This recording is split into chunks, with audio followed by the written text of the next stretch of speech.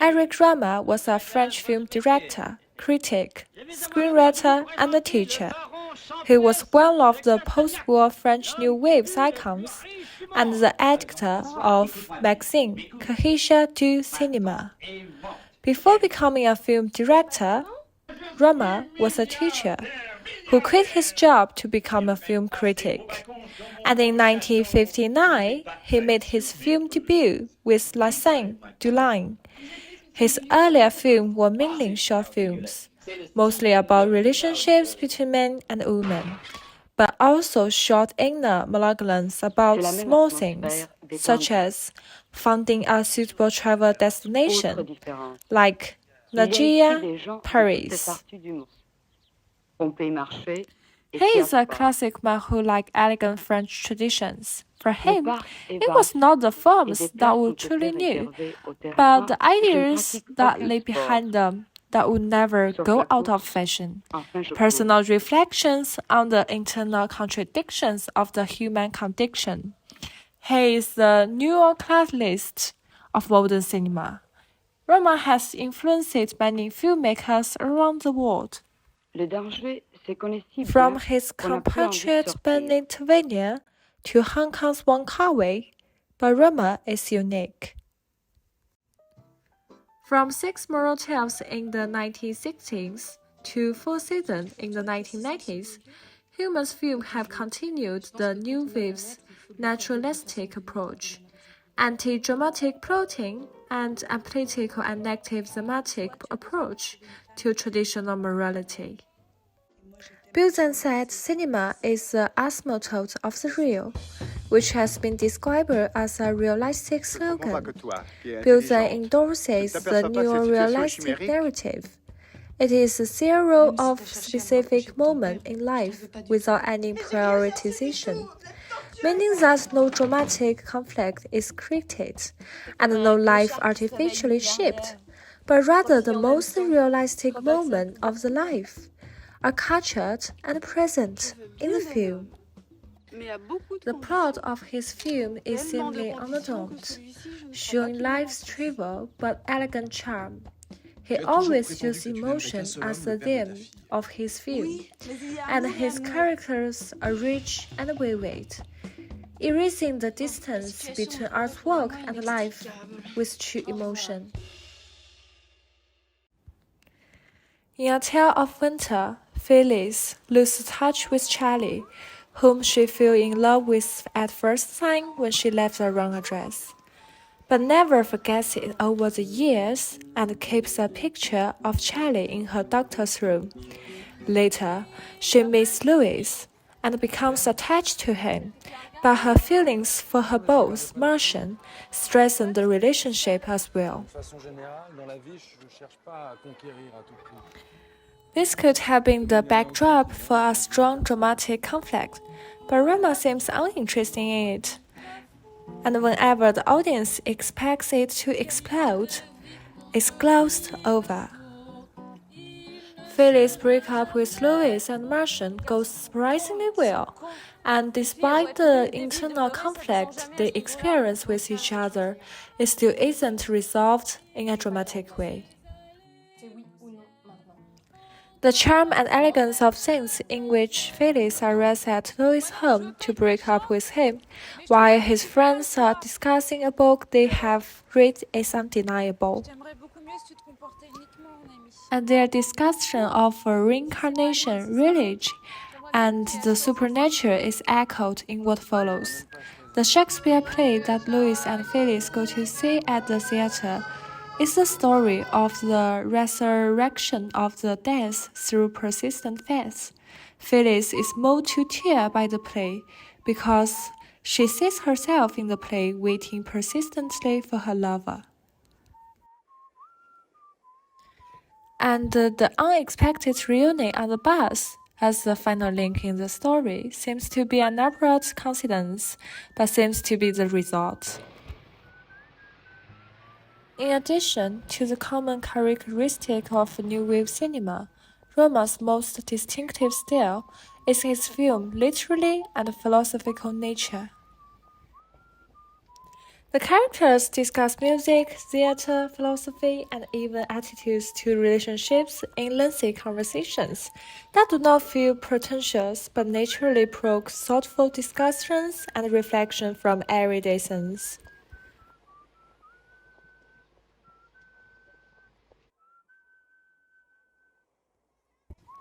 Eric humor has adapted a particular style that separates the literary telling of the film from the historical telling.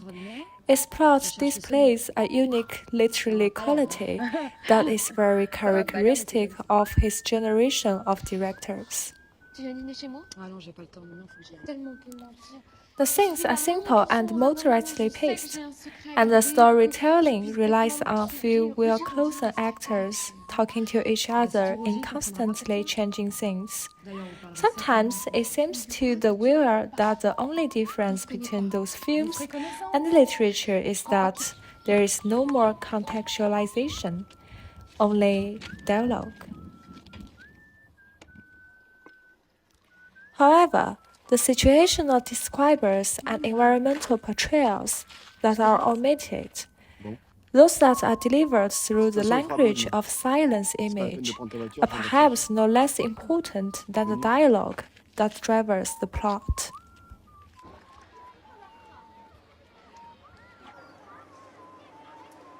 In Rama's interview, he mentions that sound in film is a mode of meaning, and that a way must be found in interrogate the shots in which the discourse occurs into the interior of the film, rather than the interior captured by the cinema, or to insert the shots in which the discourse occurs, or the passages that occur before or after.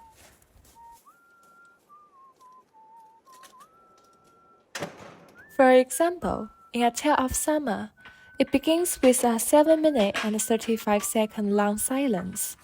The cinema records the entire conversation that takes place, and the first conversation between the male and female protagonists unfolds in a very subtle way.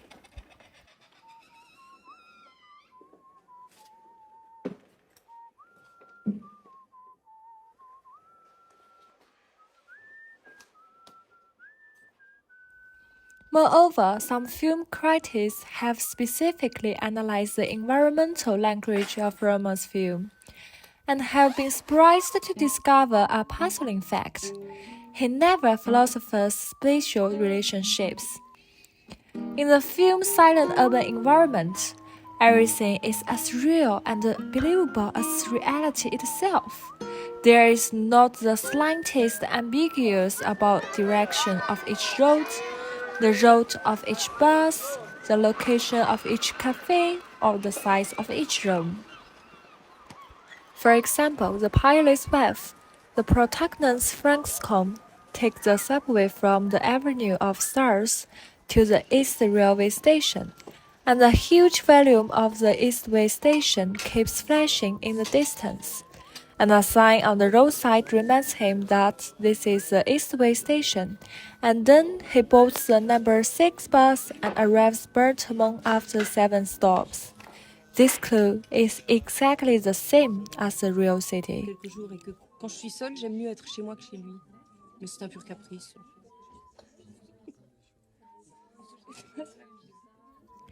At the same time, to enhance the spatial realism, Roma took into account the time factor. The lights of the sky and clouds shows the time needed to travel, and the whistling of the glass shows the day's experience during the trip.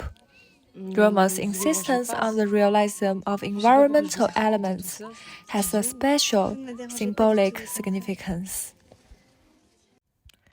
In terms of filming techniques, Roma often used medium to close-up fixed shots to zoom in on easily overlooked details in the real world, and to build small worlds within the large world.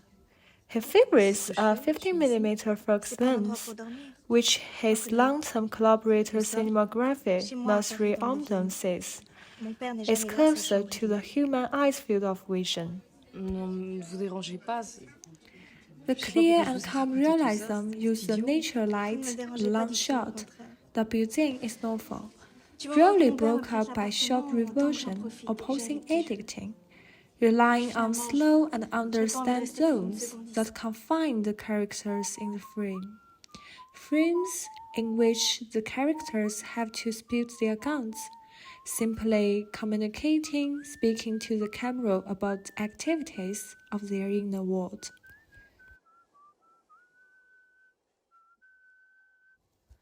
It would be inaccurate to categorize Roma as simple a new wave director, or perhaps it could be said that Roma was unique. A lovely old man who at age of 70 still spoke of love and wondered about tender hurts, and would take his real and unique characters from the street corner of Paris to the winter afternoon of countless years afterwards. His film never aimed to excite the senses. They may even seem a little tedious, but those who are willing to sit quietly and listen to him across the room will see how rare it is to have sensitive heartstrings that can be easily plucked at any moment in the midst of trivial life.